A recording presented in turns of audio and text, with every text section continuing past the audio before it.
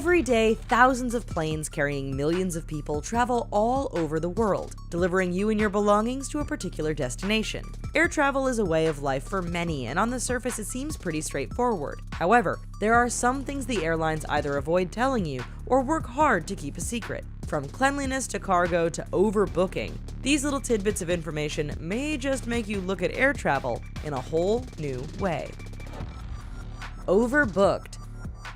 You show up for your flight and, oh no, it's been overbooked. If you're not in a rush and are willing to be bumped, don't get too eager to accept the first voucher they offer. Airline insiders say that until they get enough vouchers to give up their seats, companies will often keep increasing their reimbursement packages. Have no choice in the matter? Demand a written check right there, because most companies will do that. You're entitled to up to $1,300 cash in reimbursement. Cha-ching! Mobile phones. We've all been there. You've boarded and you're ready to go, and the flight attendants give you that speech about turning off your electronic devices. They never really say why, but it's implied if even one person is left texting or playing Angry Birds on takeoff, everyone is doomed.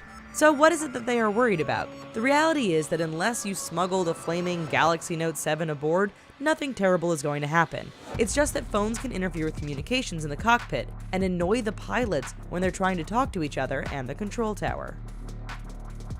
HR. No, not human resources. Luggage, animals, these are the sorts of things we all know travel in the storage area of the plane located beneath our feet. However, one item which is found on many planes isn't as widely advertised by the airlines. What are we talking about? Dead bodies, that's what.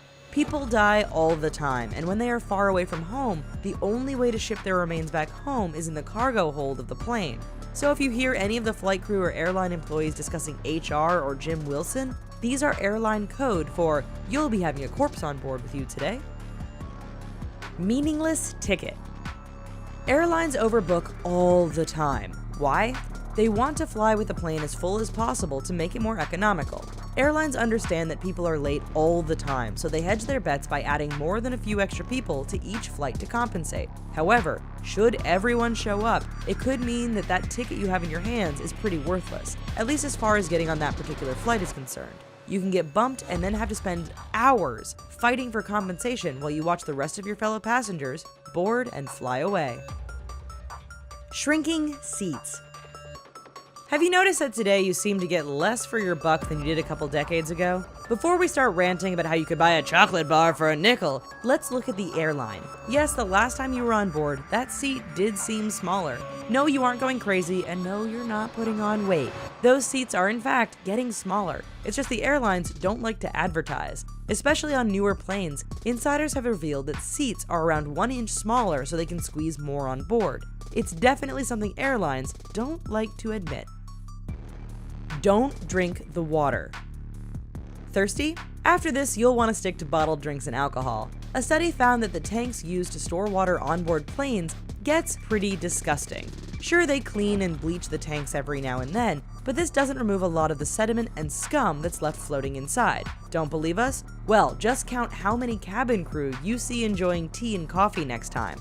The answer is likely 0. On many airlines, the water is so bad, they won't even touch it. So, drink up. Rough landing.